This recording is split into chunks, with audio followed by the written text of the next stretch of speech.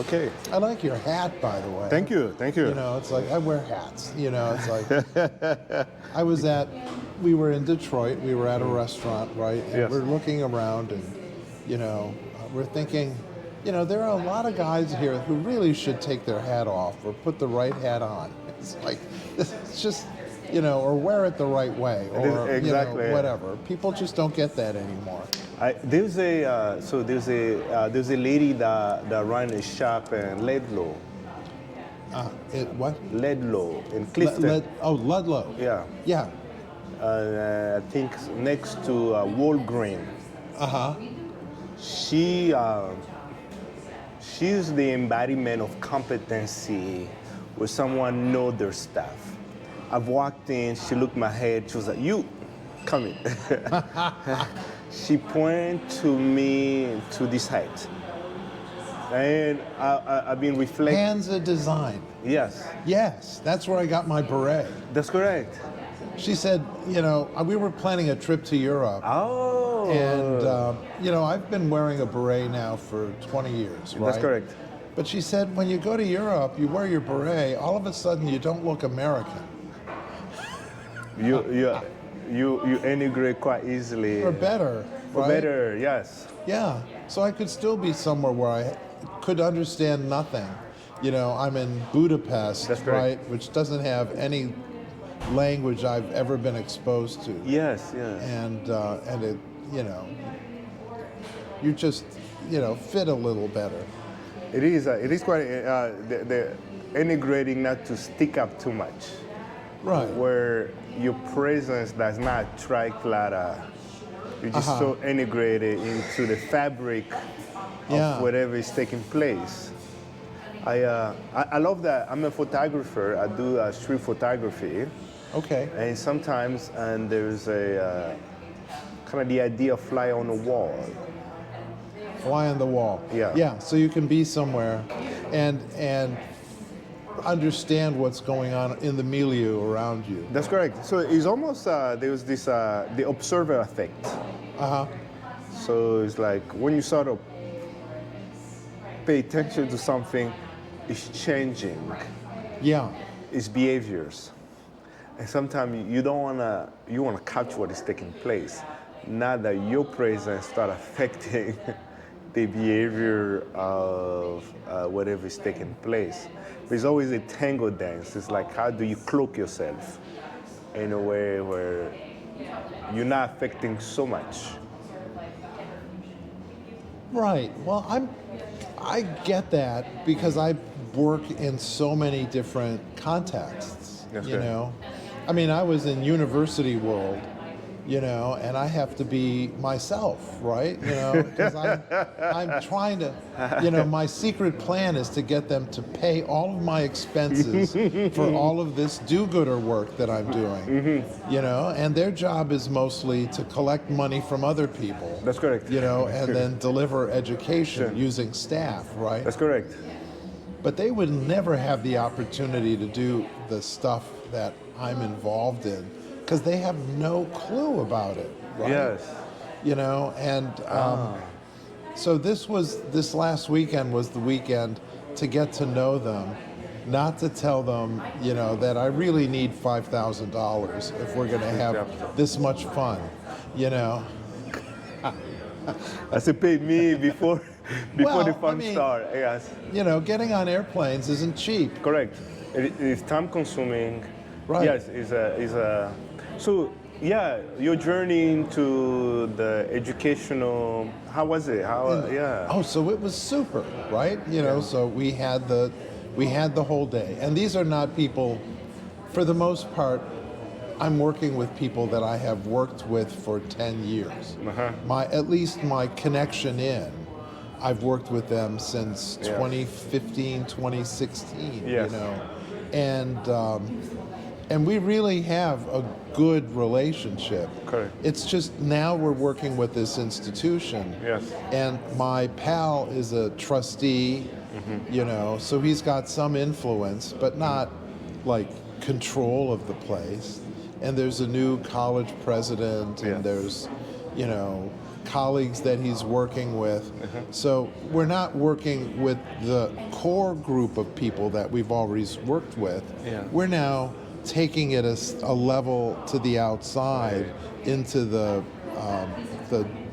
dynamic of the institution Yes. that he's connected with, which so I did a lot of being introduced, and elevator speeching, And is the language change?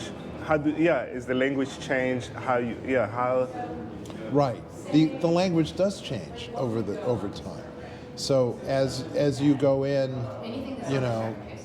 you have to know how to introduce yourself. That's correct. Yes. I mean, so I'm a consultant. I've been a consultant for however many years. Right. And a lot of times I'm working with church groups. So I have this whole list of church groups and church. So to carry on back, Yes. My question is, what could you do to my dad? It's been proven that this technique does not work for him. That's correct. It's like, what's next? So I've run drug treatment programs Yes. that were, alternatives to 12-step groups. So it was Women for Sobriety, Rational Recovery, Right. Life Ring Secular Recovery, That's Smart Recovery. And we would approach state lawmakers saying, hey, look, how about offering us some support so we can put our schedule of mostly free programs Yes. on the internet and maybe train some people to do this, and what they told me, and this is 2004 Whoa. to 2008, Yes. right? AA or the highway was literally the message that came back out of these state regulators. 12 or not. Right. So now they have a heroin epidemic, and they realize that the AA or the highway approach is deadly. It kills people, and they've suddenly found themselves in a position where they've learned. Like, I wrote a book in the middle of, the first year or so of working with the Heroin Impact Task Force in Northern Kentucky. I had run drug treatment programs. I trained, around, peer support, around suicide prevention, around all of this stuff, and started like 4 or 5 different treatment programs along the spectrum of stuff that's involved. Right. And I developed this chart, and it said, these are the risks that people with addiction problems have today, and how you address the risk. Correct. And it was a pretty straightforward list. And I said, you have to go through all these steps, and then for each of the steps, it takes a certain amount of things to be true in the environment. Like, if you're gonna manage all of this, you need a consent form that is not only good for your program, but it's good for the next program and the next program and the next program, so that when this person returns again, you can collect all their records and make a reasonable decision about how you should customize things for them, or what this thing is that works. And then you need certain legislation in order to do this, and then you need whatever. And I showed this so then I wrote this all up in the book. We're advocating for this on the ground. And we went to the National Recovery Festival in Louisville. And I met the drug czar, the U.S. drug czar. And I take my book, and I show him my book, and he says, oh yeah, this is exactly what we're trying to do. We're trying to get people to support everybody and do thing, right in hand. And I talked to the guy who was in charge of, it was called Recovery Kentucky, which is their system for supporting people in recovery. And they said, you're a fanatic. This is ridiculous. You are trying to normalize medication and polypharmacy for people with addictions. And so just to get you an idea of the kind of thing that you run into, right? you may have done exactly what policy is, but if you meet a local administrator who's got a certain kind of dogma-driven way they think a system should be going, Yeah. you get complete inertia, complete no momentum, and after 2 or 3 more years of Kentucky losing hundreds of people in this epidemic, that person, I guess, reached retirement age or found some other place to go, because now Kentucky is doing pretty much exactly what I had listed, which was just a map of a person's recovery journey that is typical. It's just typical. This is where they go. They start here, they go there. Yeah. They start being in total risk, and they end up being successful in the environment. Amen.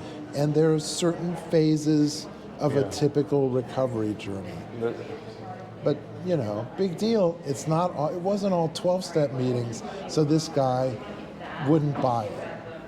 So wow. So I see the ripple effect of being standardized from schooling, Right. and people deploy the same heuristic of standardized everything.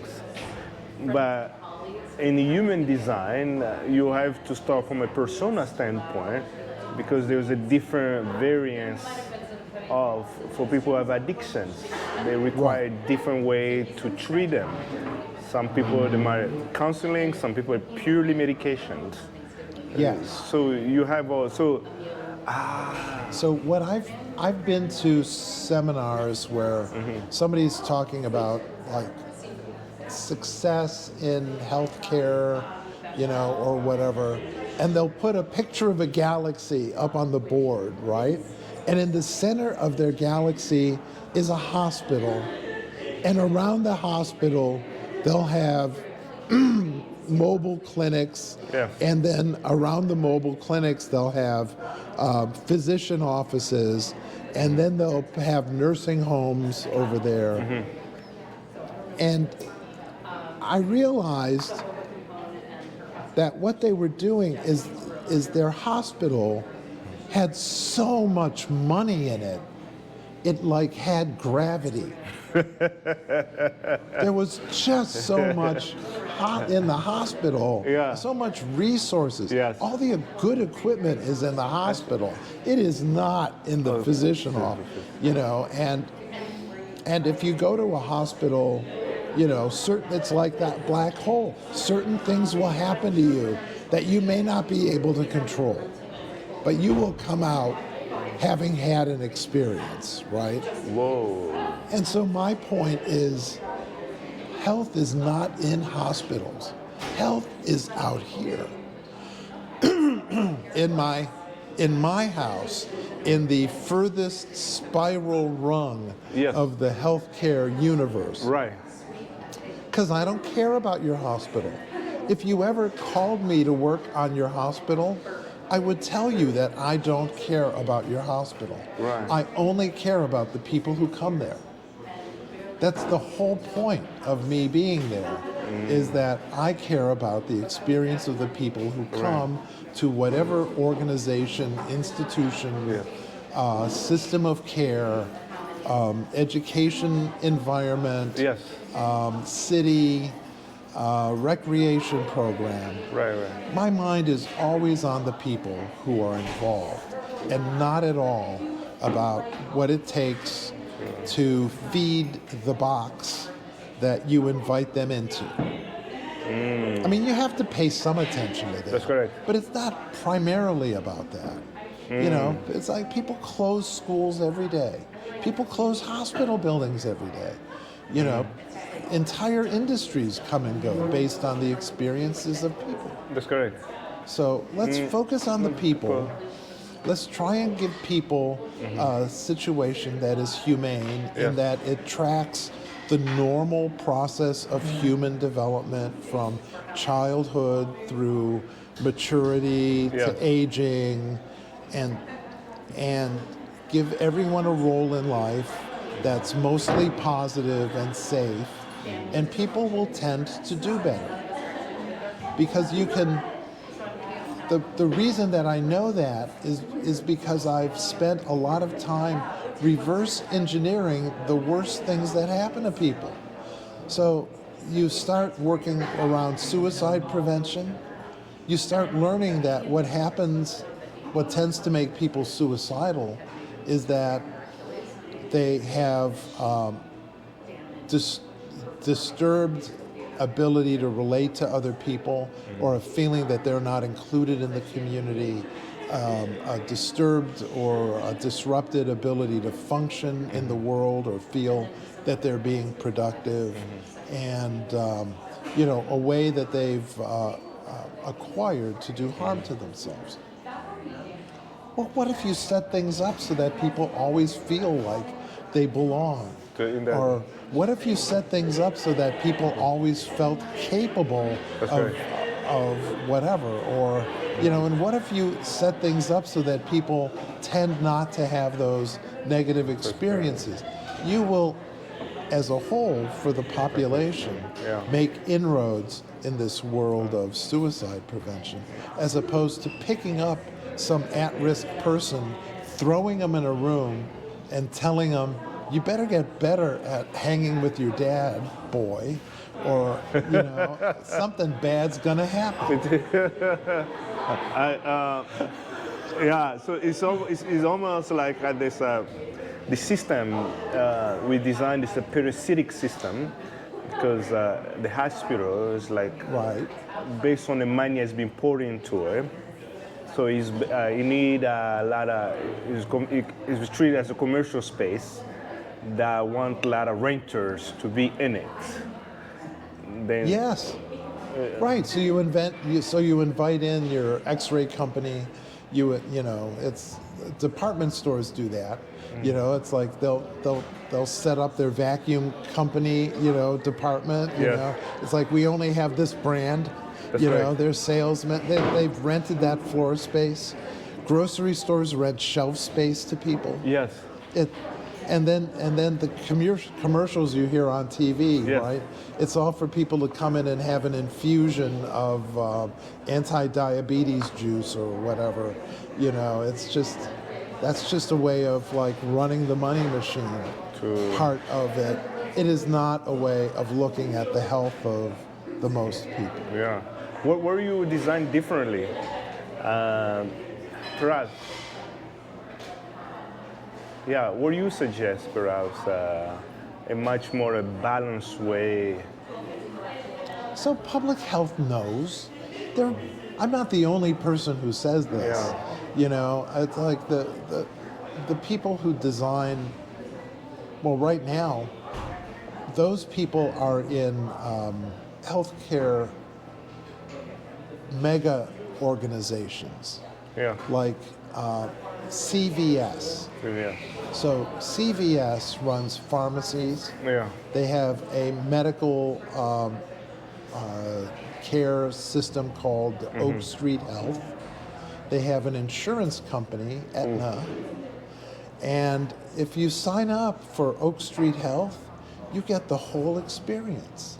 I mean, Aetna knows the risk it's taken on for the Medicare Advantage population in particular. And so they steer you to their doctors, who mostly pay attention to you to keep you well. Healing you. If you need medication to address your chronic illness, they send you to CVS. It's a wonderful little closed system that, for the most part, it serves the benefit of, the capitalistic needs of this mega healthcare organization. Right. But it pays to be in a situation like that if you can be managed and get your healthcare risk addressed, because they benefit from keeping the cost down, and their costs go down when you don't spend a lot of time in hospitals suffering. In the long term. So there's like this tango dance Yes, right? I mean, it's like some of the incentives all align. If you can align the incentives at a major level, you Right. can do that. But it's it's tough to carry.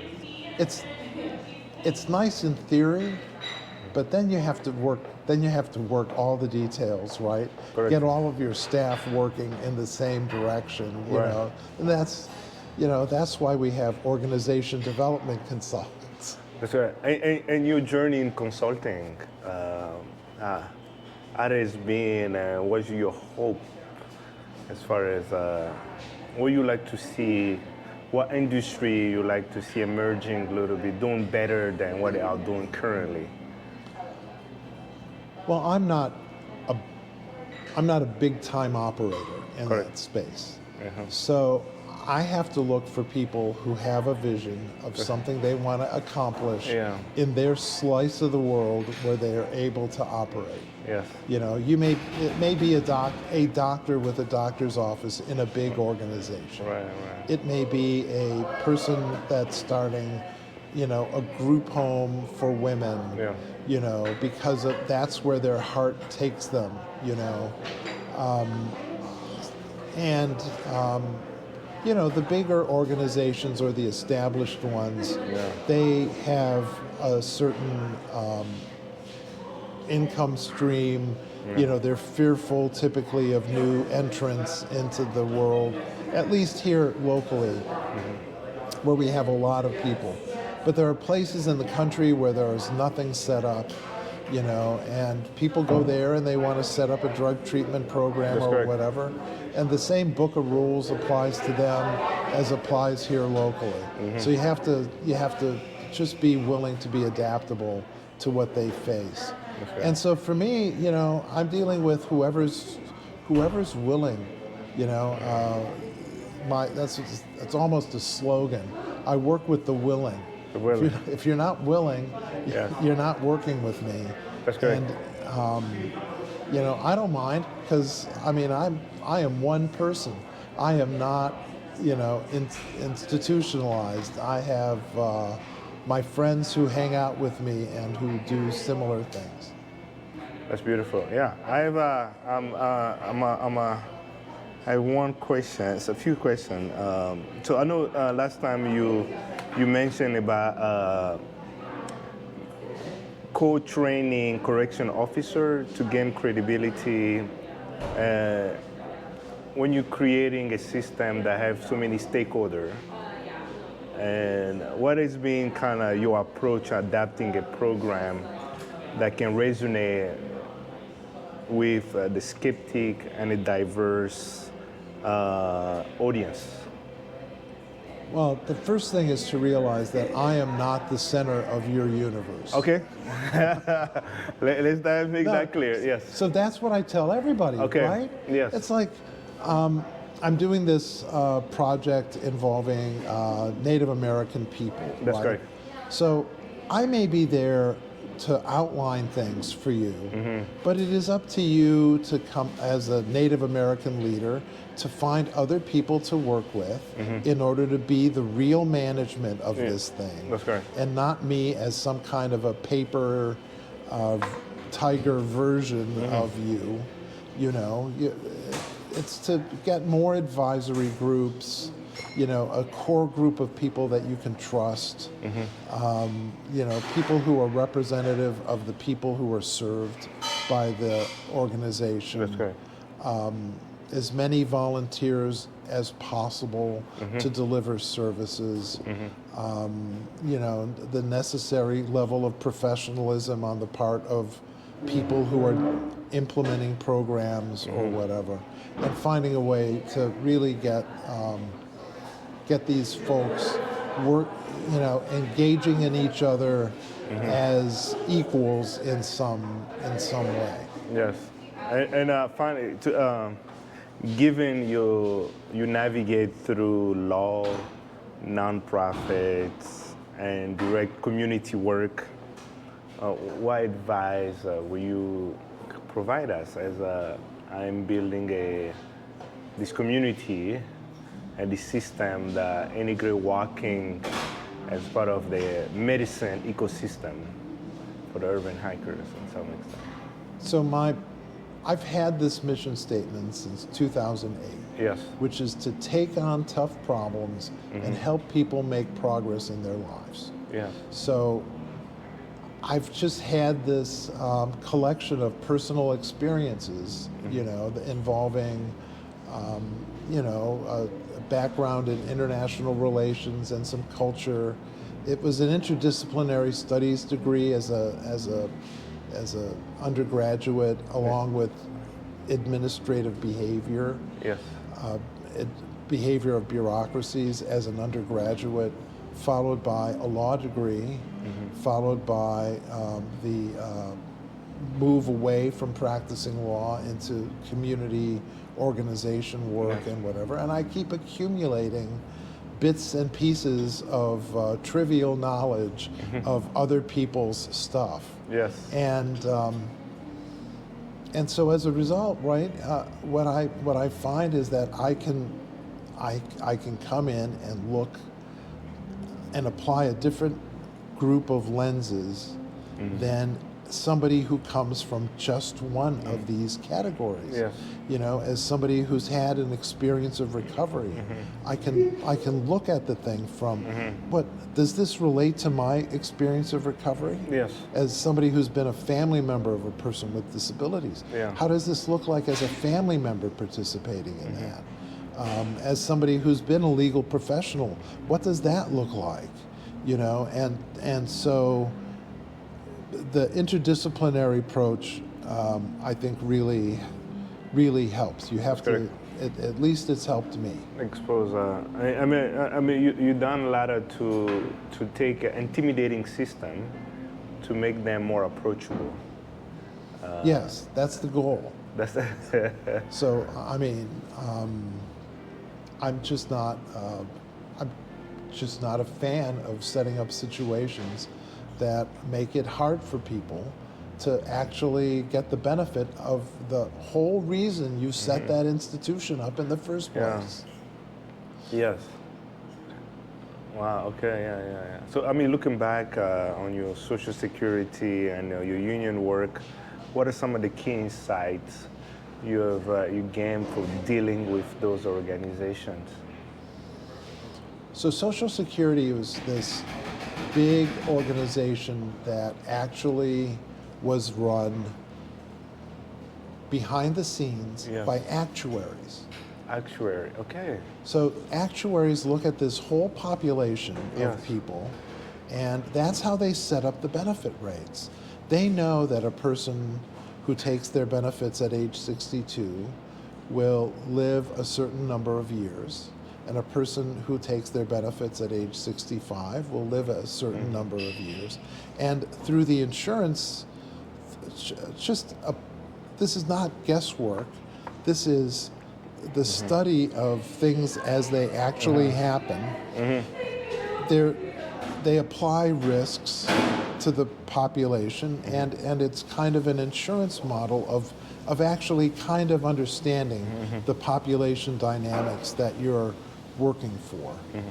So that's the big system. The little system, especially about the world of disabilities, is about how you take account of what a person's training, aptitudes, and capacities and way of life are, even though they've had maybe a difficult medical situation, and seeing what capacities they still have in order to move forward with their lives. At a certain point, it becomes unlikely that they're going to be able to ever work again.